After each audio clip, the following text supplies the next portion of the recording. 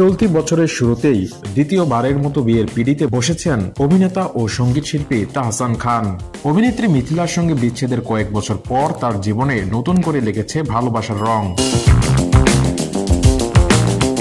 তাহসানের স্ত্রীর নাম রোজা আহমেদ। তিনি পেশায় একজন মেকআপ আর্টিস্ট, বর্তমানে নিউ ইয়র্কের বাসিন্দা। এই দম্পতি নতুন সংসার জীবনের জন্য যেমন শুভকামনায় ভেসেছেন, তেমনই ট্রোলের শিকারও হয়েছেন।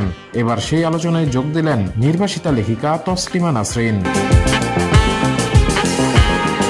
রোববার এক ফেসবুক স্ট্যাটাসে তসলিমা লিখেছেন, কি মুশকিল, ফেসবুক অন করলেই দেখি তাহসানের নতুন বউ বিরাট বড় বড় হা করে ভাত খাচ্ছে, মুখের ভিতর হাত দিয়ে ভাত ঢোকাচ্ছে তো ঢোকাচ্ছেই। তসলিমা এরপর লিখেছেন, এত ভাত খেলে আমার ওজন 200 কিলো হয়ে যেত। ভাগ্যবতীদের অবশ্য শত খেলেও ওজন বাড়ে না, কিন্তু ভাত খাওয়ার রিলগুলো যাতে চোখের সামনে না আসে সেটার জন্য কি করতে পারি, পরামর্শ চাই।